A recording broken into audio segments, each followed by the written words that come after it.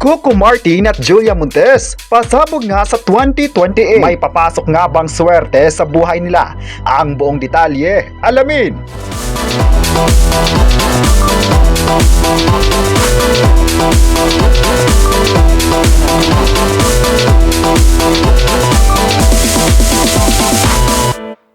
Pinag-usapan ngayon sa social media ang naging hula ng tarot reader para sa Cebu Stars na sina Julia Montes at Coco Martin.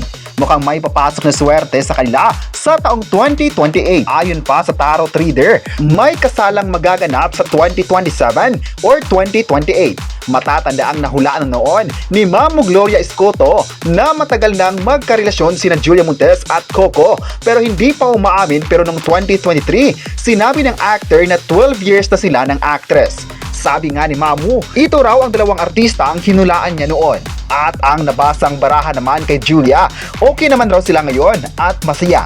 Nabasa rin sa cards na wala na raw hihilingin kundi ang literal na kasal at pwede yung mangyari. Ang ganda raw ng baraha ni Julia. Ayon naman ng tarot reader, pwede itong mangyari ngayong 2026, 2027 or di kaya'y 2028 sa simbahan.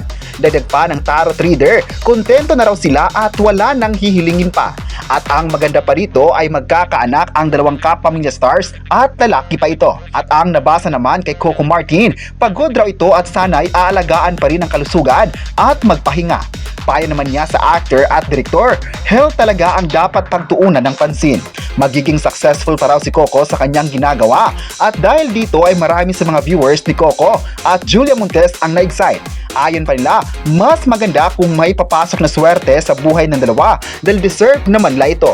Proud pa nga ang mga fans sa kung anong maganap nila sa showbiz at maging sa kanilang personal life. Wala naman ding hihilingin ng mga fans at manunood sa dalawa na sana sila na ang magkakatuluyan talaga. Bagay na bagay naman talaga ang dalawa at kahit sino mapapasana all na lang sa kanilang tandem.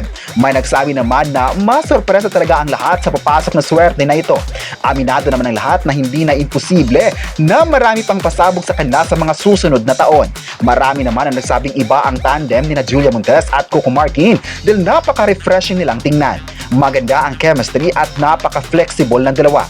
May nagsabi naman na never talaga silang iiwan ng mga fans dahil ang huhusay nilang artista.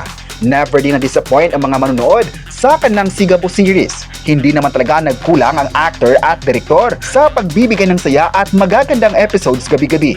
Kaya ang taas ng viewership ay dahil nakuha nila ang kiliti ng mga audience. May nagsabi namang excited na sila sa mga gagawin pa ng dalawa sa ABS-CBN. Nakita naman ng mga fans kung gaano sila ka-successful sa personal at maging sa kanilang trabaho.